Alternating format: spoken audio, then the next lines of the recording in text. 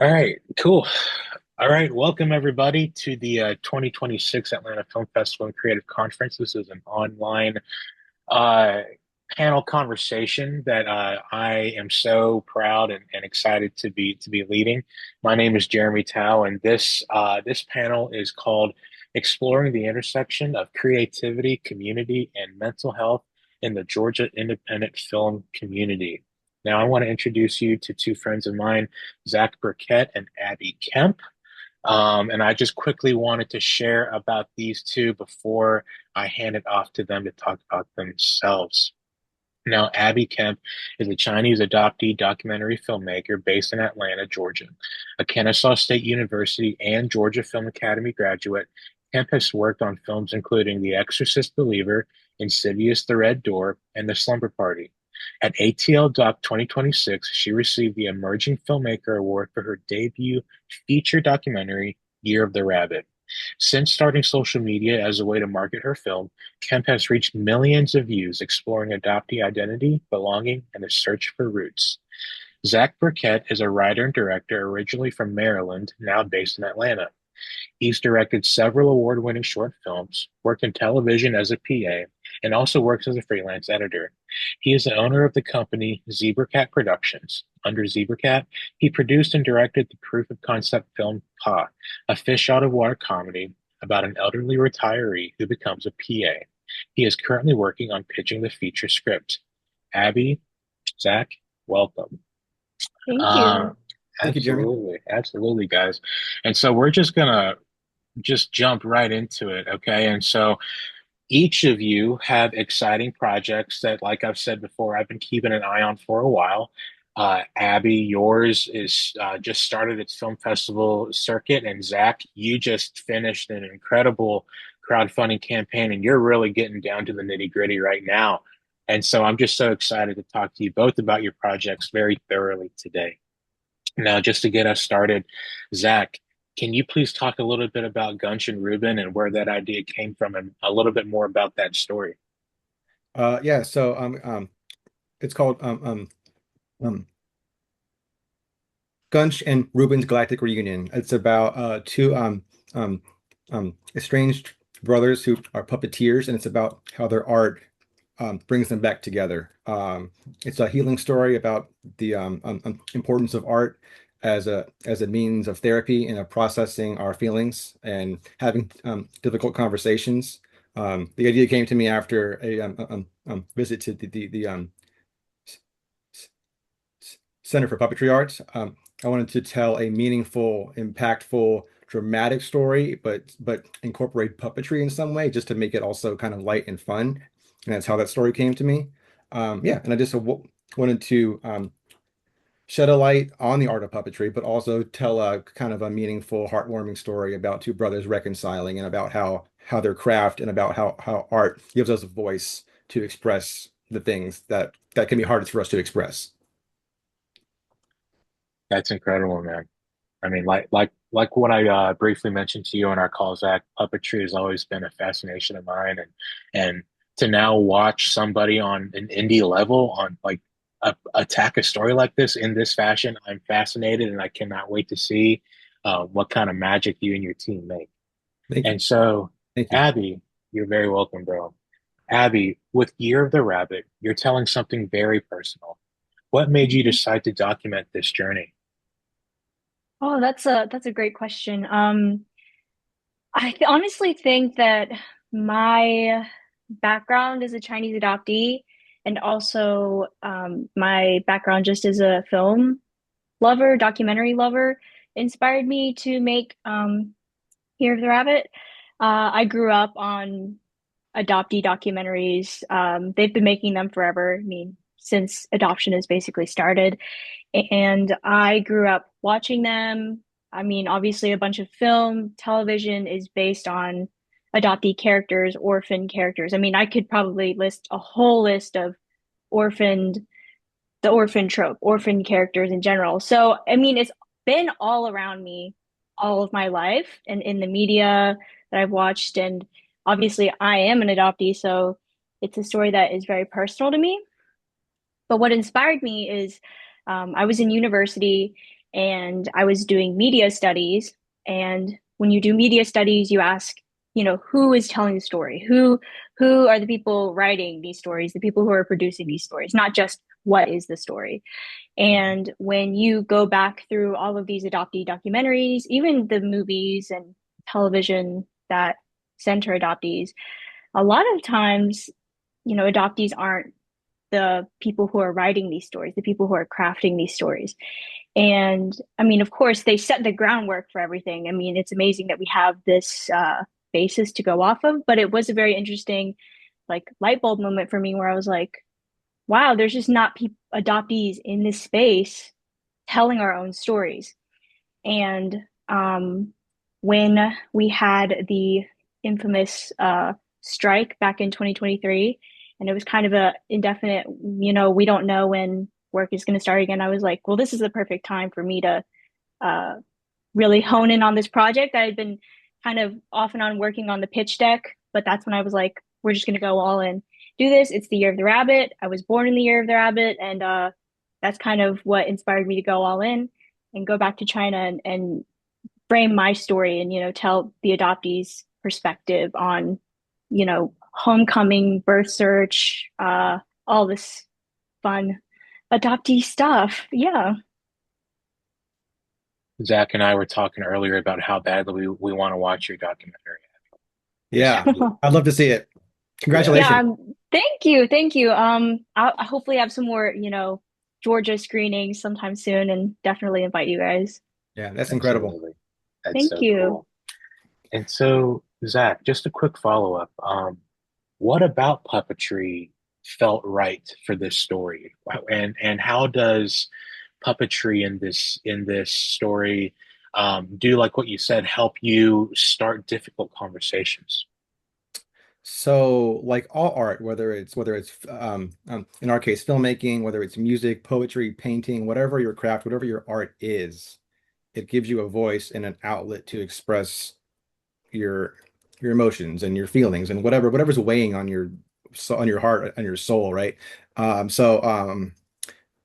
Puppetry is something that I've always kind of had like a sort of like like a peripheral fascination with, but I've never really like done anything with. I was a big Jim Henson guy. I'm a huge Star Wars fan. I love Yoda. Um, um, I actually went to the University of Maryland, which is Jim Henson's alma mater, and we have a statue of him with Kermit on our campus there, which I pass it every day. And so I've always kind of had like a fascination with puppetry, and but like l- even more so than other art forms like music, painting, poetry, puppetry literally it's like it gives us like a surrogate or like a vessel, vehicle that we can channel and almost like gives us we can like project onto like our voice, our thoughts, our feelings, whatever, in like a safe way to be vulnerable and express the things that maybe we can't say, but like our puppets can say and express these things.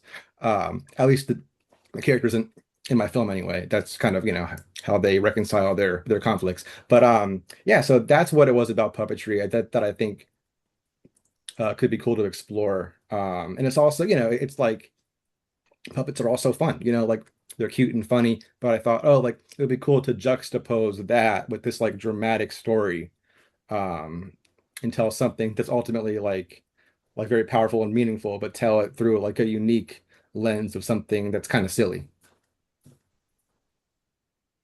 That's awesome, man. And just getting to know your work and well, I got to meet Zach because he invited me to screen my latest short film, Walkman, at his friends and family screening of his latest short film, Pa. And it was so incredible. Anytime the indie community can gather at the Terra for a night of indie cinema is just so special. And just again, thank you so much for having me be a part of it, Zach. And Thank you for you being a know, part of absolutely, absolutely, you and Kevin. I mean, it was just amazing to watch you guys build community in real time, and it was just so welcoming and just so awesome. And And dude, I haven't seen all of your shorts, but I've read about a lot of it. And you just have, it seems like you really have this amazing ability to lean into um, wholeheartedness, but also silliness when appropriate to like really, it is just, you have just this amazing signature in your storytelling, Zach. And that's why I'm so excited for your next movie and seeing just what you are going to be doing with this new medium of puppetry. And so um yeah, man. So I Abby, appreciate that. Thank you. Thank you. oh, Yeah, you're very that means a welcome, lot. bro. You're very welcome, man. So Abby, just kind of going off of what you were sharing about the year of the rabbit and symbolically the year of the rabbit coming back. And um, um, here's the thing too. I understand what you're saying about a slowdown in production work leading to uh, starting your own stuff. COVID is what really motivated me to start writing Walkman, and that was when we didn't know when work was going to ever come back Hmm. in the fall of 2020. And so anyway, Abby, what was it like to be both the subject and the filmmaker? I mean, it's hard enough to direct and DP or to direct and edit, but I'm talking about the subject and the main creative lead. I want to hear all about it. Oh, yeah, I mean, that is the main. It's so funny because it's like I put myself in the situation. So sometimes when Yeah. I was like, dang, this was hard, it was like, girl, you did it to yourself. Uh, so I mean, that was like the main goal. Obviously I was like, we're gonna make an adoptee story and we're gonna have an adoptee in the forefront.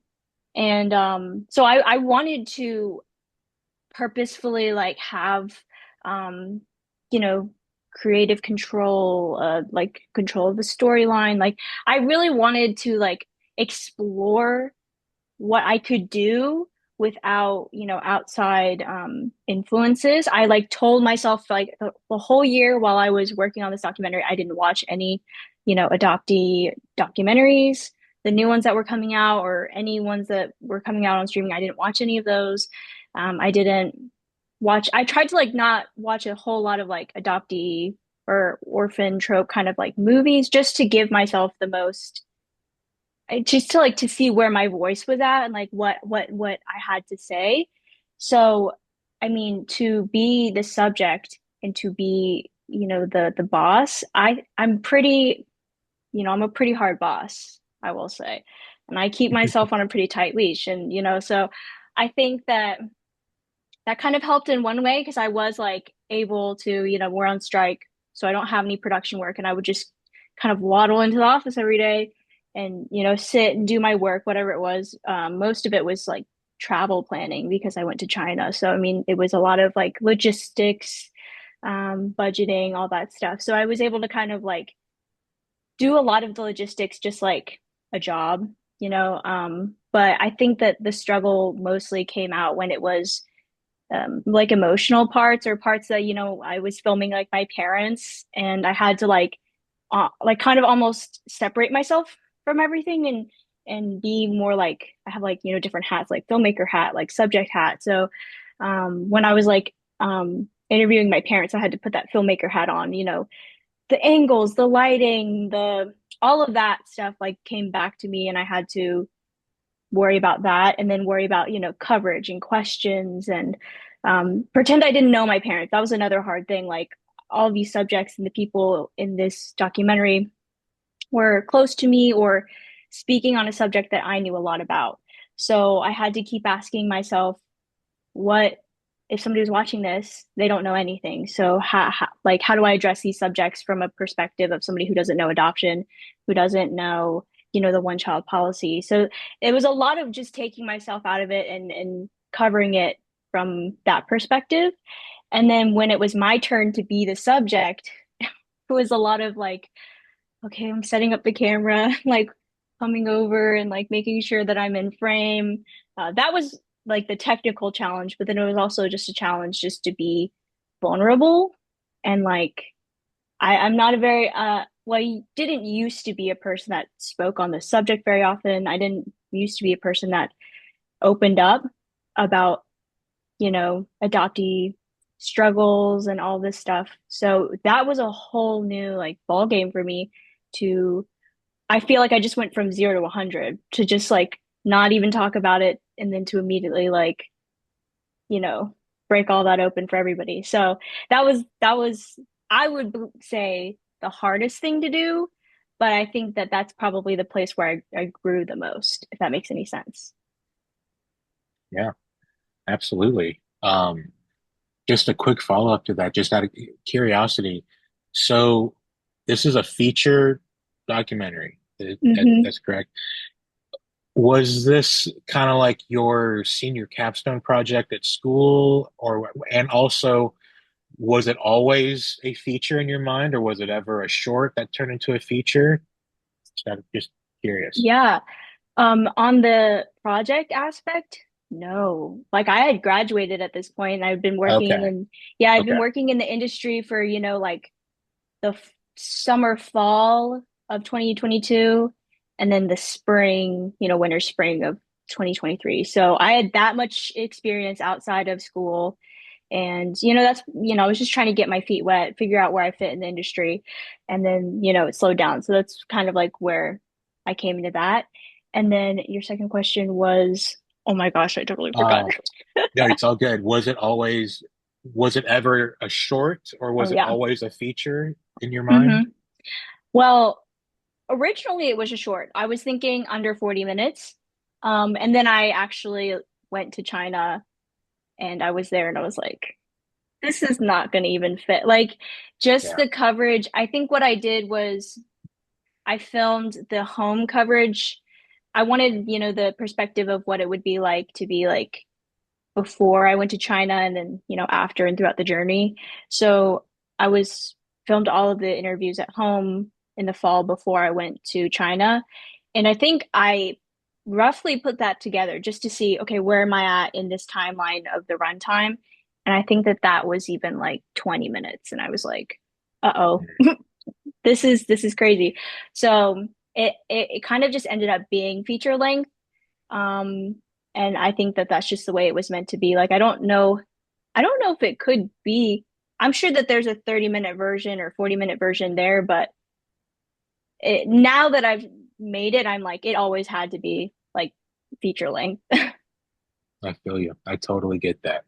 Especially if you're going to make that effort and that, you know, that investment to go to China and gather all that footage. No, I totally get it, how it can Hmm. naturally evolve into a feature. And so one question for both of you is, I've been through it myself with digital community building and crowdfunding, and especially in a post-COVID world.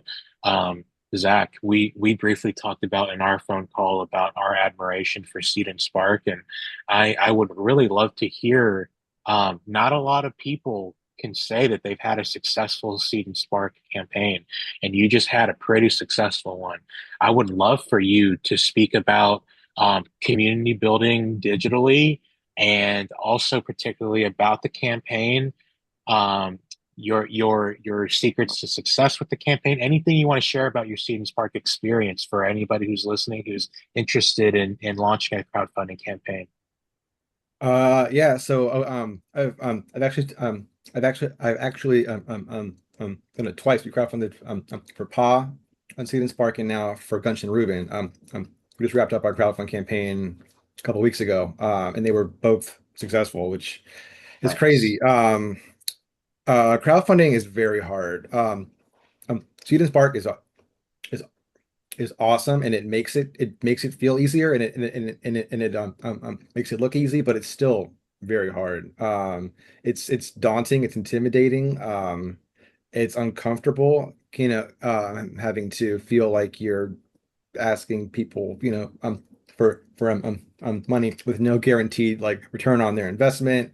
You have to definitely like you like take that out of it and step outside your comfort zone. But Jeremy, I think the most number one, I think most important thing is you have to believe in your project. Yeah. If you seem like you don't care, or you're not confident, or you don't believe in it or you're unsure or anything like that. Like you have to have the conviction in it and believe that like whether we meet our goal or not, this film is going to get made one way or another. And so Student Spark is a great resource and a great tool. And amazing tool. But like if you don't have the inherent the belief and the conviction in the project, none of that matters. It's not going to go anywhere. And yeah, sorry, what else? Um oh, sorry, I'm blanking on what I was going to say next. It's important also to like make well, so obviously you have your network of friends and supporters and colleagues and family and everything who want to see you succeed and want to help you and want to be there for you. And that's great. I'm very fortunate to have that kind of like circle and like network of people who believe in me, but also if you don't believe in yourself first, no one else is going to believe in you. But uh, what also really helps is engaging with them and making them feel like this is it's a relationship. It's not just them giving you money. It's you're also, in some way they're getting something out of it. Um, so it's like it's a two-sided relationship. So like to help make it kind of like sweeten the deal and make them feel, oh yeah, like this is, we're getting something out of this. Student Spark has an awesome rewards tier system where you can offer different incentives for supporters who pledge at different levels, and also um, the language is also important. So like these your supporters, they're not making donations. They're not just because that implies they're just giving money. Like they're supporters, they're partners, they're making contributions for your success, but also like once they've pledged your support for the film, they are part of that journey. Like they're part of the family now, and they're going to be along for the ride, and they're going to, share updates with them and keep them posted along the way with how things are progressing. So it's not just like, oh, here's your money, bye, thanks. It's like, no, like you're you're along for this ride with us now, and we're gonna see it through see it through to the end. And by the end of this whole thing, you're gonna be you're gonna be proud to say that you supported this project and to have played a part in making it a reality. Absolutely, dude. I mean, I'm looking at your page right now. Everyone, Zach raised $17,685 for production on this movie. I mean, not anybody can say that, dude. That is incredible. So, and everyone, just because the crowdfunding campaign is over, you can still follow them on Seed and Spark to get informational updates. And I mean, that's one of the best parts about supporting on Seed and Spark is you get to ride with them the whole way. And so yeah, you're definitely going to want to follow along. And plus, you get to watch the pitch video and you get to learn a lot more about the team and all this great stuff from their Seed and Spark page. So make sure you go follow that. And so, um, Abby, you talking about digital community building and stuff, you had an incredible and continue to have an incredible campaign of spreading the word about your movie, dude. Whether it's the Atlanta Journal Constitution or whether it's the thousands of followers on Instagram, like Abby, you are currently going through what many, many, many, many indie filmmakers only dream of achieving in terms of a digital presence online. What have you been doing to be able to garner this type of attention? That is a great question. I do want to say congratulations, Zach. That's like an amazing Seed and Spark campaign. Like I'm like taking notes on the side here, like, Thank you.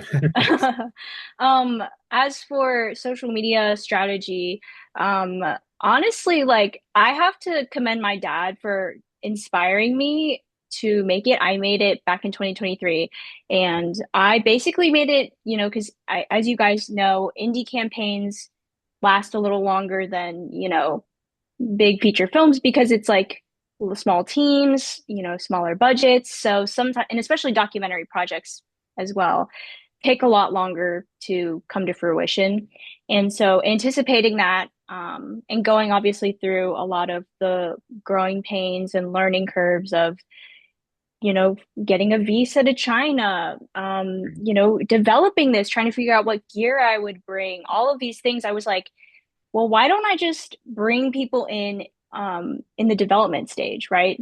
And I just started really on the whim, started my social media back in 2023. And I mean, it began with what camera should I bring with me to China? Here's how I got my visa. Um, here's kind of a hint at my adoption story. Because at that point, I hadn't gone back to China. So it really was just here's who I am. I was adopted from China, and this is the story, the kind of the pitch deck, but just folded into, social media. It's kind of, I guess, the new way to market films. I didn't know that at the time, but it was just kind of a way to get more eyes on it. Also, help my crowdfunding campaign back then to help with the travel costs and all that fun stuff. But I mean, as it's evolved through the process, obviously the film is still, in the festival circuit, so I haven't been able to release, clips or anything, but it's the social media has become a place for the adoptee perspective, and things that I wasn't able to put into the documentary. So once I put the film together, I was like, there's so much more content, that I wasn't able to fit into the documentary, or else it would have been 3 hours long and nobody would have wanted to watch it. So like going to eat Peking duck, going to eat stinky fish, like that kind of stuff. But then also there was so many adoptee topics that I wasn't able to delve into, like the birth parent search, um, adoption gratitude, just like these kind of topics that I wasn't able to touch on, I was able to delve into on social media. And I mean, there is just a huge adoptee community on social media that has just been so underrepresented for so long, and they're hungry for our stories. And then there's also adoptive parents, siblings, family members, organizations. There's just a whole web of a community there that it just ended up tapping into. And that's just kind of how I stumbled on it. It wasn't like a strategic plan. Um, and I think it was just an organic thing that happened along the way. And oh, somebody's knocking on my door. You go take care of it, dude. That is great. Who is Yeah, this? Oh my gosh. I'm so sorry. it's all I mute good. We're getting myself. a real-time surprise Oh here. my gosh. I think it's my Or pest DoorDash person. It's all good. It's all good. be the And Amazon so, delivery guy. yeah. Um, but yeah, so as we wait for her, Zach, um, how far along are you since you've completed the campaign, and where do you sit in pre-pro right now, and what's the road looking like to production? Yeah, so we're still in pre-pro. We're going to be filming in late June, Okay. third week of June. Yeah, so right now we're crewing up. We're putting our team together. We're filling out our departments. We have our location, which I'm excited about. We're going to be filming at the Academy Theater in Hateville, which is Ooh, beautiful, beautiful theater. Yeah, and we're just still like we're crewing up, we're prepping, we're budgeting all the fun stuff, which is exciting. On the one or just these past 2 days, I completed all of our storyboards. So we have nice. the whole film storyboarded. I'm working on the shot list right now, which yeah, so it's exciting, but also like kind of tedious, but also like once you see it all there, it's like, oh great, like this is awesome. Like the vision is crystallizing, but it's like, oh, like we're gonna be able to do all this. This is kind of a lot. And then you're like, oh Yeah, shoot, like we might have to, figure something out. Like this might be too ambitious. So it's like it's exciting, but also a little nerve-wracking at the same time. I feel you. And we're definitely going to be going back to that for sure. Um, so yeah, you were saying it just you're putting in genuine effort in trying to build a community around you as you started this journey. And yeah, as you were saying, please continue. I think I was just kind of ending off my thought Yeah, and saying that it's something that I wasn't intending to find, but it's just something that I found it and it found me along the way. And I think that the film is better for it, and I'm obviously better for it. And I'm very grateful for the platform that social media has given me. Yeah. absolutely. And I'm sure just like with myself, with yourselves, as we go through the independent filmmaking process, um, we definitely put a lot of ourselves into our work. And so, Zach, you've made several projects now, and like we've been saying, you're on the road to filming another one. And I asked both of you this, Zach, if you want to start. Has filmmaking ever helped you understand something about yourself or your life that you didn't expect? Did something ever really just pop out at you that really helped, just help you reshape the way you see something or understand something? Hmm. That's a great question. Um, I don't know if filmmaking has fundamentally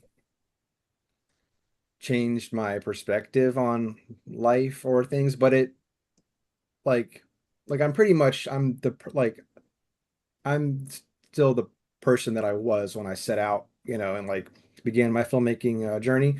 But like more so, it's helped me to process my experiences and feelings, just like the characters in my film. For example, in Pa, um, right as we were starting pre-production. P- um, sorry, All good. um, Pa is the story about an elderly retired veteran. He's a grandfather. His wife passes away, so he decides to pursue his long lost dream of making movies and becomes a PA on a on a on a set of like a low budget horror movie of all things. It's a heartwarming comedy, fish out of water story. But right before we were going into pre-production on that, my grandmother passed away, who was my favorite person in the world. We were very, very close. She had read the script, loved the story, was um, um, um, probably my number one supporter. And but like, oh, like she won't get to see this film. But I brought that with me, like those feelings, those emotions, those like wanting to do this for her, and make because telling a story of and elderly, grandfatherly, character. I put a lot of my own feelings from my own grandmother into that film. Um, and especially like dealing with the way he spoke about his like wife who had passed away, and how we portrayed that, and represented that, like that was very personal for me. So like I don't know if this is answering your question, but I For kind of sure. like For shifted. But sure. yeah, For sure. it definitely has helped me to process my feelings, and given me an outlet to, it's like, yeah, I mean, at the end of the day, I'm coming back, full circle again about how art is therapeutic. For us, that art is film, and film can be cathartic and therapeutic for people like us. why did you want to focus on the themes of art being therapeutic in this story? It's a universal thing, and I think it's relatable. I mean, like, I don't know, like most of my friends are artists of some kind, whether it's film or a different, medium. But it's just a universal, relatable kind of story. And I think it's powerful. Art is so important, to like, in life. It's yeah, it's how we express ourselves. And like, so as me, or as a person, who stutters, writing literally is in a lot of ways my voice, and storytelling is how I get my ideas out there. So that's like super important for me, and that's just my personal, like, how I fit into it. But I mean, everybody's story is different, but art kind of serves the same purpose in everybody's like journey. And I just thought that was something that would be relatable and very authentic, and a powerful message. And it is a powerful message for sure. It is, I mean, there is true power in art, and sometimes we can't even see or process or understand that power for a while, or until we can gain a different perspective on it. And so there's, I mean, more power to storytelling. I love it. And so, Abby, kind of on a similar question, but a little bit more geared towards your project. Without spoiling anything, I would love to hear just, a, an awesome moment or memory of your trip to China that really stood out to you, that has really made a mark on you. And I would also love to hear the favorite thing you ate in China as well. Wow. I'll do favorite thing first because I think that that's like a Beijing.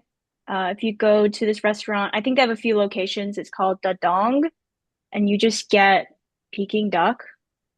I don't even like, I felt so bad I didn't know Mandarin or like how to eat Peking duck, but they basically gave you like a little tray, almost like what they give you at Korean barbecue with like banchan, but it was like sauces and stuff. So you get the Peking duck and you dip it in like salt and you dip it in this other sauce. It's very similar, but it was just like melted in your mouth and it was the best. Like I haven't been able to find an equivalent in America, and that's like the only thing that I haven't been able to like replicate. So if you can, like, that is the place to go. And we were underdressed too. We had like just did like a run, and then we were like, let's just go get lunch. And we came in, and it's like a really fancy establishment. It was pretty funny.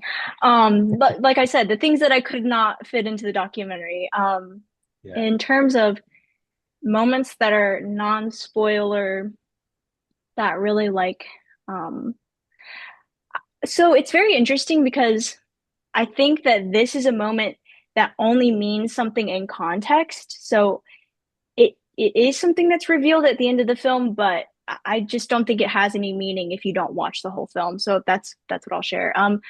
So my Chinese name is Yang Hanjun, and it has been said to my parents and confirmed that it means Lady of the Cold Wintry Mist. It's basically just I was born in the cold. I'm a December baby. Yeah. And so when I went back to China in 2023, I was like, it's the year of the rabbit. I was born in the year of the rabbit. So wouldn't it be really cool to go back and experience China, where I'm from, in December when the time I was born, very full circle. Um, and it was just kind of funny because cold weather just kind of followed us the whole time. It was very in the back of our minds. So like we went to Beijing first, um, just to get bearings and everything. And that is a very like I'm learning Chinese geography. It's a very cold city. It's Mhm. northern. It gets a lot of snow. And it didn't not even occur to me until we landed in Beijing and I was like, "Oh no. Are we get like, is snow going to happen? Like is that going to affect production at all?" So we land, it's freezing. It is so cold. Like I can't even it was so cold. Um, we land in Beijing and we spend only like 3 or 4 days there, and then we leave. And as soon as we leave, it's like we're sitting and eating food in Hefei, which is where I'm from, and I'm like looking at the news, and it's like snowstorm hit Beijing, and I'm like, we missed that one. Whew, dodged that bullet. And then we're in Hefei, where I'm from, and I was like, let me spend the longest time there. So I think I blocked out like 10 days there because I was like, this is the city I am from, but know the least about. And the whole time it was pretty mild. I would say like 50 degrees. It was pretty nice. But it was like the last few days we were there, it was like getting colder. It was getting rainier. And I was like, this is not a good combination. And I remember like our guides and everybody saying like, it feels like, the first snow's like gonna come up soon. And you're just kind of like, I hope I'm not here when it snows. Like, I hope I don't get stuck. Um, and I think the last few days it was like cold and rainy. And I was just like, please stay above freezing, please stay above freezing. And we left, and I'm pretty sure it snowed right after we left Hefei. And then we went to Guangzhou. Guangzhou is like way warmer. It was like 70 degrees. So it was and I was like, we escaped the snow. That didn't even, hurt us at all. Um, the final stop though is I went to Holt International in Eugene, Oregon. And I did this right before I had a production job.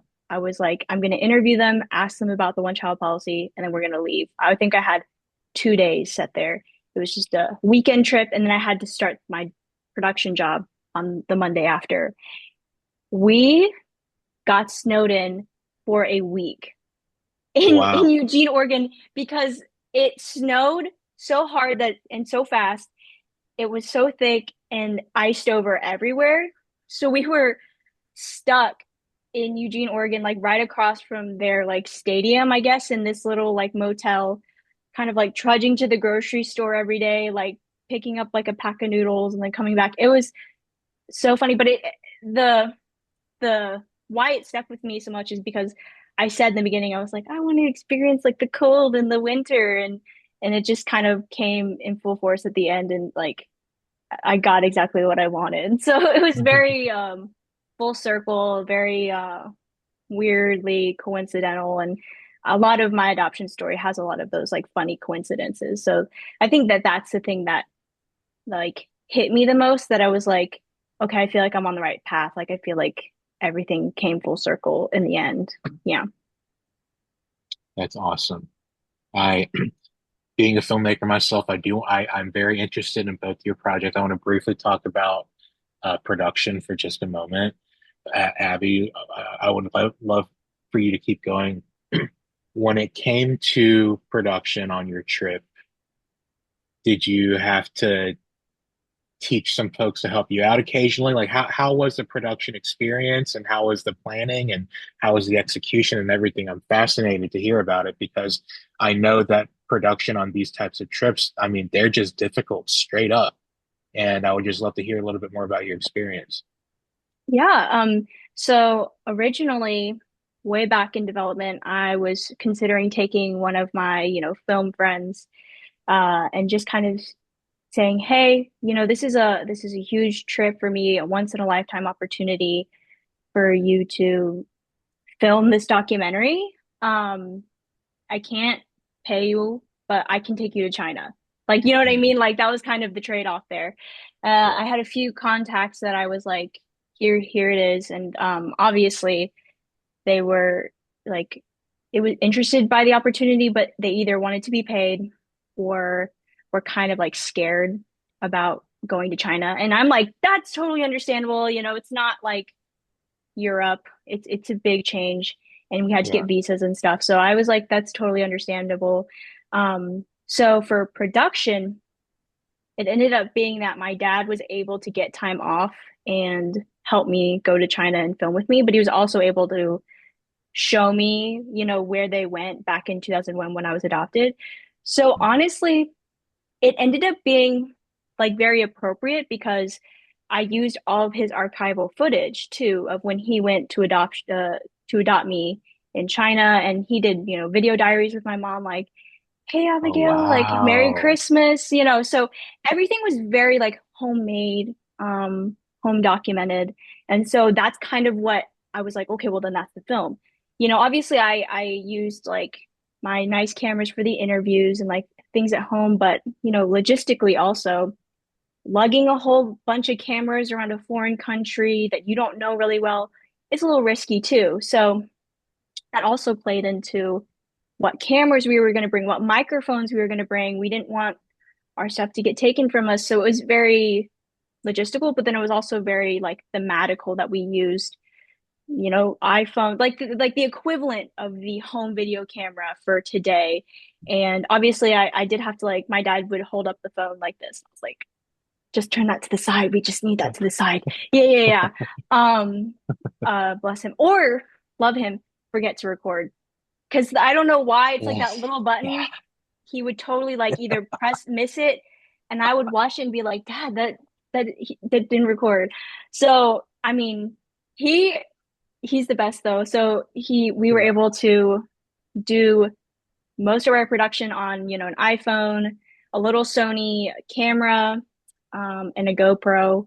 And that was like the gear. But I mean, he's the one that taught me how to use cameras. So like I was kind of like, you know, he's got it. But that's kind of like you know, the down and dirty about what we used for, you know, filming everything and the process. But it was just me and my dad for like 90% of it. I am sure that was just an amazing overall experience, dude. I mean, that's incredible. I think about trying to do that with my dad, and I get Hmm. frustrated just thinking about that Yeah. possibility. And so, yeah, that's incredible. I truly cannot wait to watch both of your movies. But yeah, Abby, you're I know there's some special stuff in your movie, and we can't wait to watch it. Same here. Yeah. So Zach, I not a lot of people know this. I don't really share it with many people, but I spent a year of my life during pandemic or during the yeah, it was like 2021, 2022. I spent a year as the special effects makeup coordinator on a TV show called Legacies. It's a spin-off show of Vampire Diaries. And so Legacies is like a monster of the week kind of a teenage high school situation, right? And so I was the coordinator on the in the department. I was the only non-creative on the team. But that was the first time in my life that I watched puppetry happen like in front of me. Like I got to watch professionals make types of movie magic that I had yet not really seen as an indie filmmaker. And I got to learn a lot more about puppetry in general. And so I say all that to say that that just kind of fed into my already established respect and admiration for puppetry. And so again, Pa and all your other stuff, you had humans and you're directing humans and you're still directing humans here, but what is it like preparing for a movie with this much puppetry? And as a fellow writer and director, you know, are you what does the team look like? Are you having to find this mixture of puppetry minded folks with like I want to hear all about it because I'm so interested.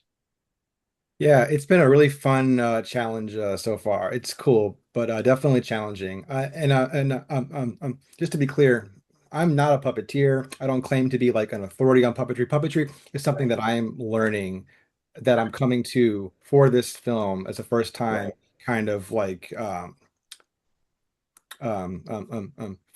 foraying into it, and but I'm coming with, with like respect, and because I'm approaching this art form, which is not, it's not mine necessarily, but it's something that I admire, and I've already learned so much about it. I've been working with a handful of puppeteers who are the most amazing people, and like I'm learning how complicated it actually is, and how much goes into it.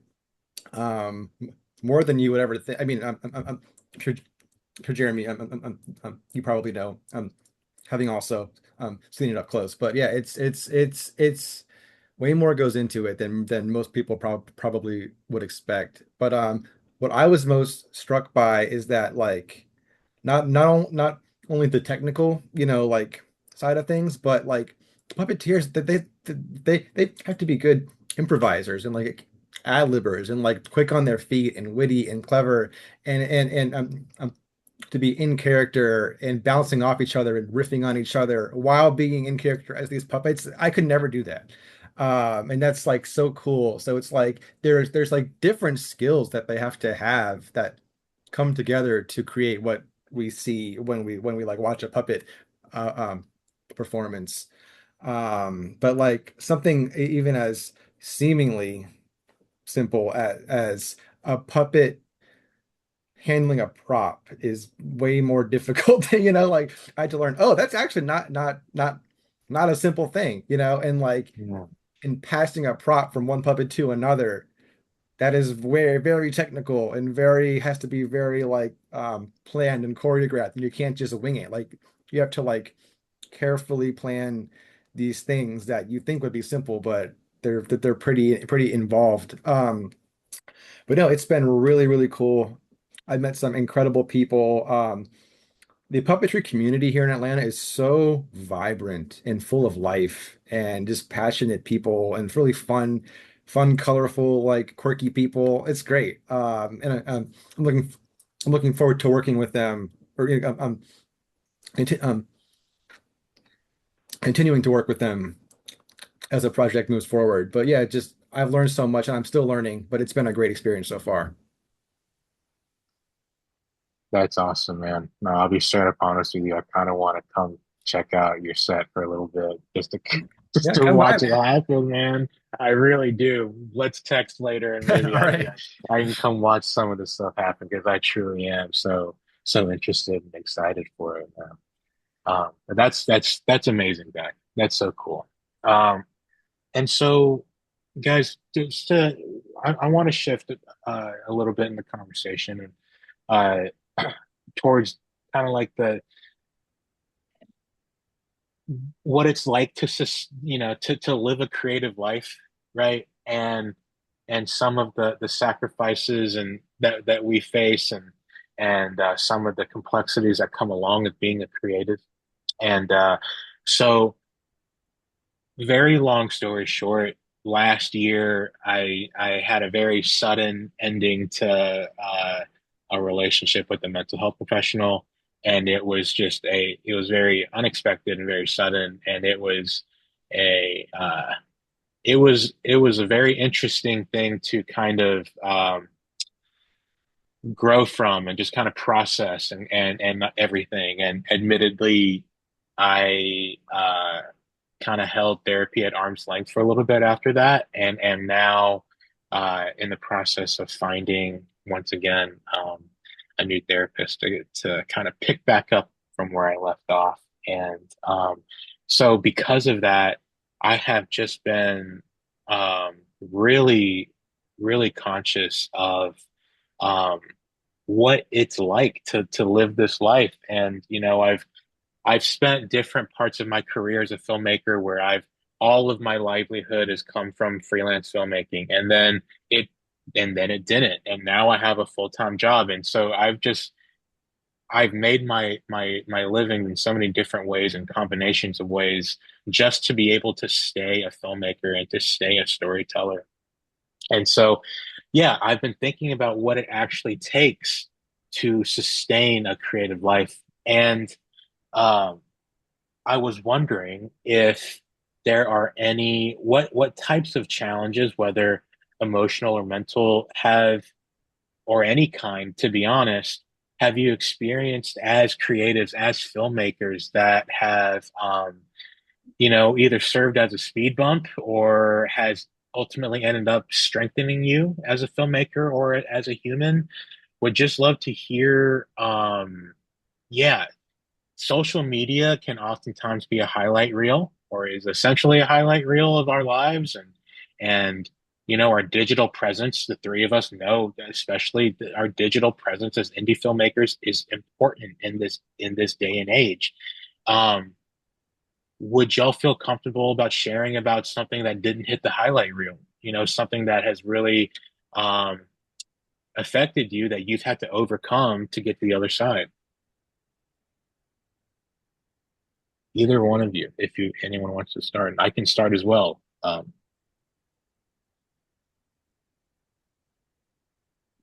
yeah, no, I can yeah, go. go for it. Um, so this is definitely something that does not hit the highlight reel, and I mean honestly is still kind of the ongoing situation. Um, it definitely affected production, uh, and obviously like even now, my mom has struggled with lung issues for like a long time.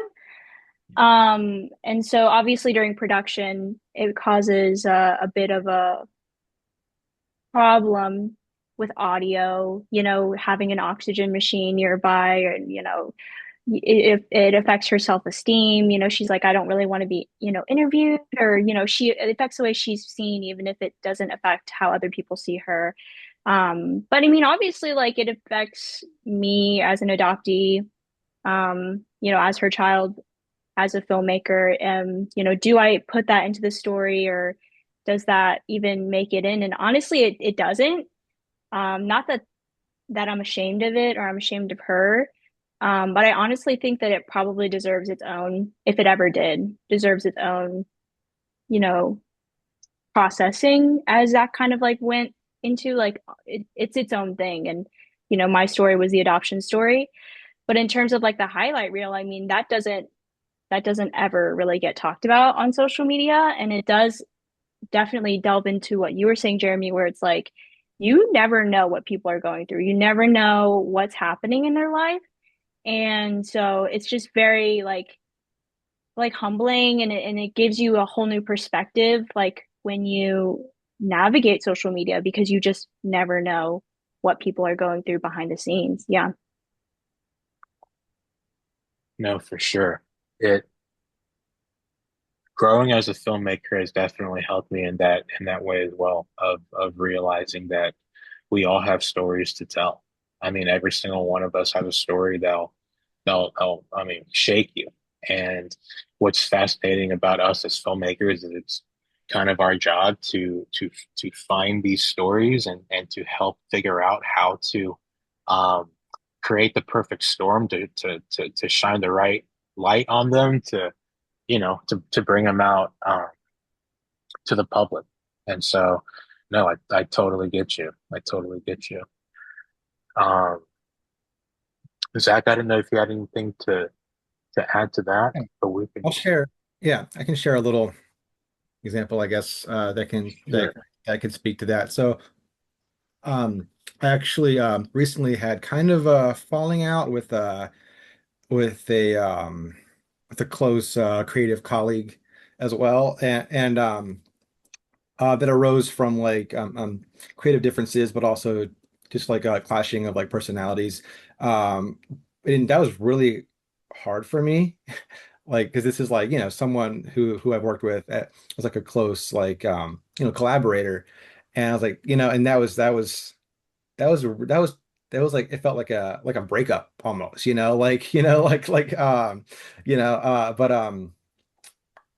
I going back to like therapy and art as therapy, I actually took what I was feeling, took that, and I put it into Gunshin Reuben, because it's a story of these two brothers who are puppeteers. They're creative partners, and they have had a had a falling out. And I actually used, in like I guess art imitating life, I used my film about that very thing to process what I was feeling about kind of having a separation from someone that I knew. And it ended up making it, I think, feel even more authentic. And, because there's actual like real like feelings and real like a pain behind it. And I was yeah, so that actually helped me to kind of get over what had happened between me and this person. So yeah, yeah. That's man, I get that. I can relate to that so directly. And you know, sometimes I feel like filmmaking really helps me understand the world a little bit more, and sometimes I can't even really explain it with words, but it's just it can present things in different perspectives that I never would have thought to explore. And so I totally get where you're coming from. And so um next I really wanted to talk about our little filmmaking community here in Georgia. So Zach, you said that you are originally from Maryland, and now you're an Atlanta-based filmmaker. I would really love to hear about and when we were on our phone call the other day, I was telling you I was born in I was born and raised in Central California, in Fresno, California, but we moved to Northeast Georgia in 2000s and very much home here now. And I was telling Zach on our phone call that, I'm here in Georgia. I went to film school at a small school here in Gainesville, Georgia, and um, I had the filmmaking industry kind of in my backyard. I was able to start getting actual filmmaking experience while I was still an undergrad. And I was telling Zach that I don't know if I would have had the guts as a new grad to really, I mean, not only bet on yourself, but betting on yourself multiple times over and over to move to a new city to bet on your career. Zach, I would love to hear about the thought process of you leading up to your graduation from Maryland and your decision to move to Georgia, and what has that experience been like for you? Ah, man, yeah. So I've been here 9 years, which is crazy, and it feels like so long ago now. Wow. Um, because I was 23 when I moved here, which is pretty young to be moving out on your own in a brand new Yeah. state, like away from your like family and friends for the first time. Like it was pretty crazy. And I think a part of that, well, no, so there's several things that like went into that. One is I think I was just young and naive. Like I was like, like now I think I'm much more cautious and much more like risk averse. But like when you're younger and it's like you're like you're bolder and you're braver. Yeah. And it's like, yeah, and which is good. And I'm glad I took that leap. Like, I'm so glad that I'm here now where I am. This is where I feel like I'm like meant to be. But yeah, like I don't know that I could do that now. Like I think like younger, like it had to be like younger me, to do that. But so there's that part of it. There's the part of it that I studied English filmmaking and creative writing in college, and like in Maryland, like there's not really a film industry. There's not really, like film work in Maryland. And it's like that's really all that I knew. I mean, I knew that I wanted to write. I'm a writer, I'm a storyteller. I want to tell stories. That's like I've just felt was like my calling.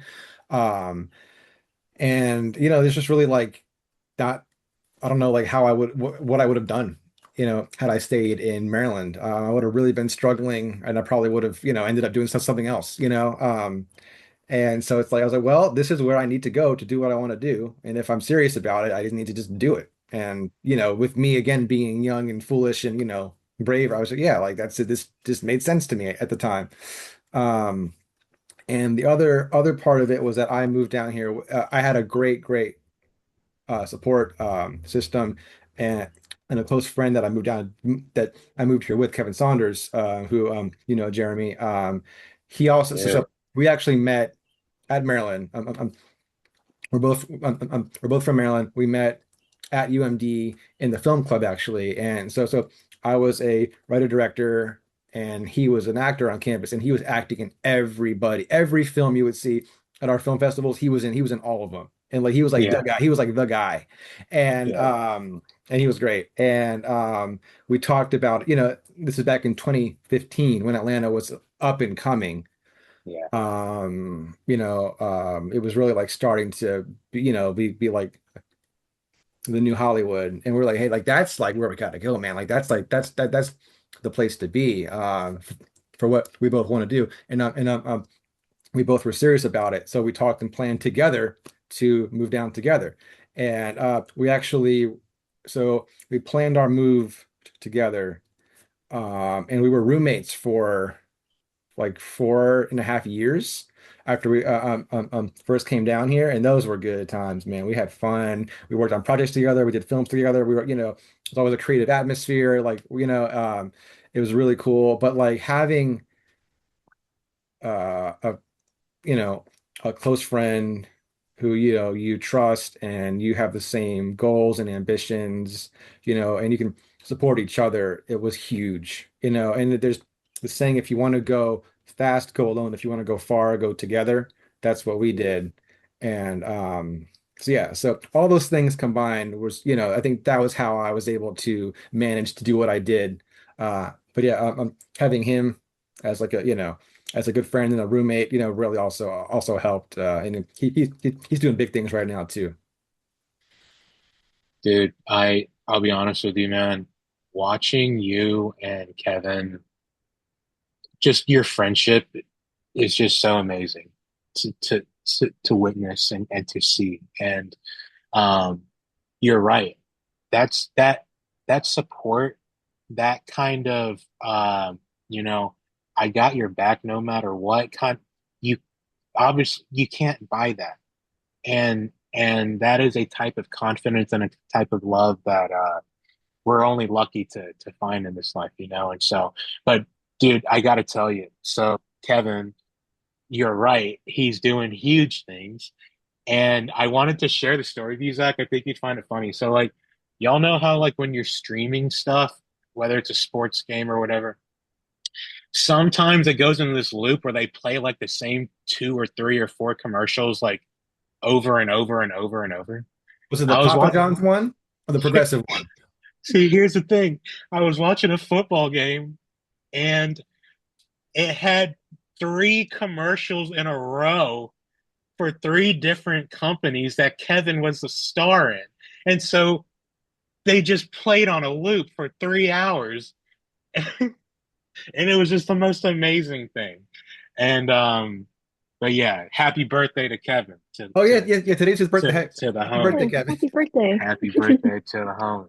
Um, that's amazing, man. So Abby, you are alumnus of Kennesaw State University and the Georgia Film Academy. Mhm. Um, how long have you been in Georgia? And I would love to hear about the Georgia Film Academy. I've been a guest speaker there a couple times, and I love the Georgia Film Academy. How has that been like? Kind of going from school through the academy, working in the industry, now making your own stuff. How's that journey been? Yeah, so I've been in Georgia my whole life. I mean, except for when I was, in China for just a little bit. Mhm. So I mean, I haven't lived anywhere else. Going through Georgia Film Academy is great. And I know that they've developed the coursework a little bit differently since I've left. But when I went, I was kind of able to like take a bunch of different classes. So I took, the intro class, which is kind of like how to be a PA. So it's very like basic, uh, all a bunch of different information about a bunch of different departments, very general. I think you learn how to do some camera stuff, set up a C stand, that kind of thing. Then I did editing, avid editing. So I'm avid media composer certified, actually.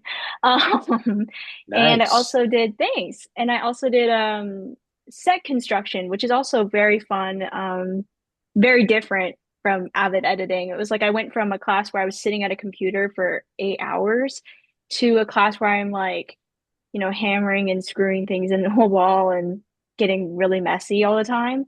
So it was really fun to like get a bunch of different experience that I mean I haven't used outside of Georgia Film Academy just because I didn't go into construction or I didn't go straight into editing, but I think that it does make you a more well-rounded um filmmaker in general. Like I could, I was an office PA, so I was, mostly inside, but doing runs and stuff all the time. but it gave me a bigger respect for the construction workers, the people who are making the sets and putting in that work, and then also, the people behind the scenes that I don't even know who are somewhere in California, like doing the editing and stuff. Like it definitely gave me like a larger respect and general knowledge that I was able to use when I got out of university. Um, because then when I was off on my own, I mean, I also edited my whole film. I didn't use Avid, I used DaVinci, but I Mhm. mean, just like the base knowledge that you get from, an editing professional is something that I would not have been able to get at Kennesaw State University, where I got like a communications degree, which was great, and I learned a lot there. But I just wasn't able to get like an in-depth editing course anywhere else. So I learned a lot of the basics and how to navigate, most editing softwares, and that was a really valuable experience. And then, just the production knowledge that I got both in Kennesaw and uh, Georgia Film Academy helped me to kind of know where to start, in terms of like budgeting and production and scheduling. And I think all of it kind of like gave me the starting point, and then it was like up to me to kind of do the rest of the research and just do it. Because I think that a lot of filmmaking, and I think you guys might agree as indie filmmakers, is you literally don't know until you do it. Like you can't you can write a ton of books on it, but you really don't know until you do it. And it's hard to even like articulate all the things that go into to doing what we do. Um, but I think that the best knowledge and experience in our industry is by doing it on any scale, making it by yourself, doing a little YouTube video, or making a feature like thing. That's the best teacher in my opinion. Yeah. You're right. You just got to go do it, and that's something that I am working on doing myself right now. I filmed my last short film, Walkman, in October 2022, and I am just now feeling ready to kind of move again. And so I'm really excited to like you said, just go do the thing. And so, but to be honest, interacting and having conversations with filmmakers like yourselves who are in some of the more maybe difficult but exciting points of the process. Like every moment of the production process is difficult but special in its own way. And when I get to talk to filmmakers who are going through specific parts of the process, it's very motivating for me. And so, y'all, we've got about 10 more minutes until the end of our conversation. And so we're going to start winding it down. Um, I, as a filmmaker, I very regularly get DMs from filmmakers who with a bunch of different kinds of questions. And, you know, I often think about how difficult it would be to try to start a filmmaking career right now. Um, my very first paid gig was in October 2017. So I'm coming up on 9 years myself back then. And, you know, I see these PAs and I see these young filmmakers and I root for them. And so I say all that to say that what advice do you two have to give to other creatives and filmmakers in Georgia to sustain themselves, to find meaning in their work, to keep going? What do you have to say to your fellow filmmakers?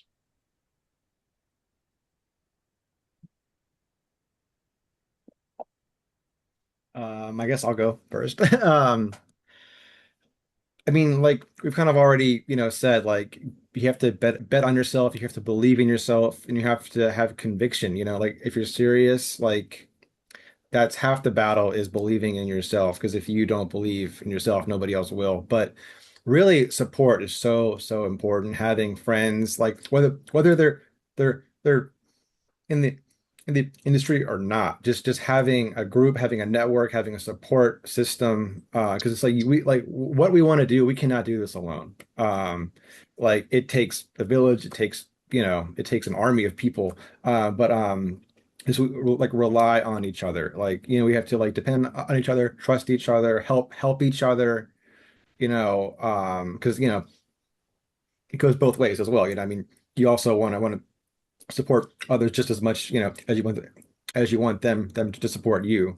But having that circle, like finding your people, your community is so important because like without that, we wouldn't get anywhere. We wouldn't be able to do anything. And I've been very lucky to find a group of, like-minded, filmmakers and creatives that I've been able to create and make art with, and have each other's backs. And that's like probably the most important thing. Like without that, none of this would be possible. So get out there, meet people, find your people, support each other. I guess that's what I would say. That's good. That's a really good answer. I was kind of gonna say something similar, but I will try to be unique. I would branch off of that also and say while so I went to school, like I said, for media and entertainment, which is very like broad.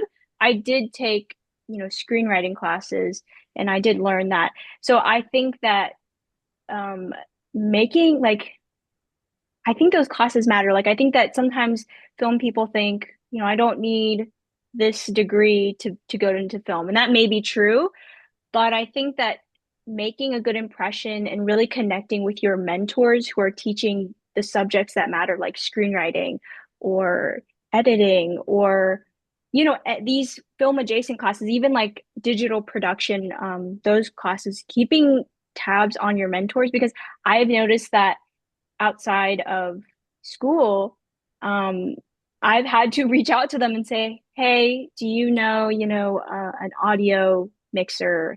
Hey, what do you know about budgeting or what do you know about film grants?" Like, I think that resource is, first of all, it's free. That's a thing that once you get out of school or once you get out of any kind of like institution, everybody wants you to pay for something. So I think that using the resources, the mentors that you have, because they have a wealth of knowledge, and maybe if they don't, they know somebody who does.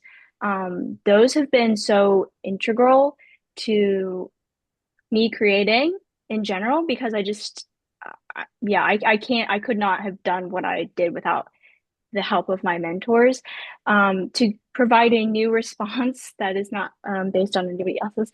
Um, I would say like just just start. Like I know that there's like always 1,000 reasons for you not to do something, and even if starting and doing something small like a 3-minute video, just or even something on social media. I find that social media it can be a very negative place, but I also find a lot of inspiration on social media. And it can also be a little less daunting to make a 1-minute reel or a 1-minute TikTok. Maybe it's comedic, maybe it's inspirational, maybe it's cinematic. But it's such an easy and not very like gatekeepy way to just start the creative juices. It also is a great way to connect with other people. I mean, that's how Jeremy and I met, through social media. So it's just a good way to get your voice out there, get your perspective out there, and then, maybe it tumbles into something more. Maybe you meet somebody who's like, "Hey, you're a DP. Well, I'm a writer, and I'm a director, and I want to do something." So I think that just starting is like the biggest, leap, and it's the most worthwhile leap, if that makes any sense. We just need to get into it and do it scared, because everybody's scared. Nobody knows what they're doing. Hate to break it to you. Like, I think that's the thing that's like the biggest realization that has come to me making this film is like people do know what they're doing, but they also don't, and they do it anyways, and they do it scared. And I think that that's like the biggest lesson that I've had to learn, like coming out of school. And I know I'm basically still pretty much out of school, but that's one of the biggest lessons I've learned. That's incredible. I think that you're so right. We can often forget about our mentors and the network and the I hate using the word network, but the community that you've genuinely built along the way. And, you know, it's why I'm sure we've all had these experiences where it's like we should hang out sometime, we should get some food sometime, and then Hmm. you just never really do. And so I think it's super important to yeah, remember the people that you've built relationships with along the way. And Hmm. so y'all, thank you again so much for spending your afternoon with me. As we start to wind this conversation down, I would just kind of have like to have one little moment more, one more moment of support. I would love for each of you to let the people know how they can follow you, how they can support you right now at this point in your life and your career, and just yeah, just shout out anything you want to shout out. Zach, you want to go first? Sure. If anybody wants to follow me and follow along with what I'm doing, you can follow me on Instagram at Jedi Master Misu. That's Misu, or also my project, Gunch and Ruben. We are Gunch and Ruben on Instagram, and also my um my production company Zebra Cat Productions, all on Instagram, and also Facebook. So you can check us out if you want to follow along and see what's going on. Nice. I'll have to follow you. Um, I Year of the Rabbit is currently in the festival circuit right now. You can follow Year of the Rabbit at, it's kind of complicated, but if you search Year of the Rabbit documentary, it'll come up. We're on Instagram, TikTok, YouTube, Facebook, all of the good ones. Right now, I'm working to raise money for music licensing. Fun. So I have a GoFundMe that's in my website and also linked in all my socials. If you feel inclined to collaborate on that situation. But yeah, I mean, I'm Abigail Kemp everywhere as well, so you'll be able to find me somewhere in the ether. Awesome. Well, thank y'all again. The 2026 Atlanta Film Festival and Creative Conference, 50th anniversary. Huge, huge, very exciting. I hope I can run into both y'all at the festival at some point. Would be really, really great to see y'all. And regardless, we should all hang out, get some food sometime, and Yes. Yes, definitely. continue to support each other as we go down these creative journeys that we're on. And so yeah, thank you all again. Thank you to all the viewers who joined us here. We appreciate you so much. Thank you to the Atlanta Film Society and the Atlanta Film Festival. Thank you, everybody. My name is Jeremy Tao. You can find me on Instagram as well. Thank you. Thank you, everybody. All Thanks right. again for having us on. No Thank problem. you. Talk to y'all soon. Talk Bye. to you guys soon. Bye. Bye.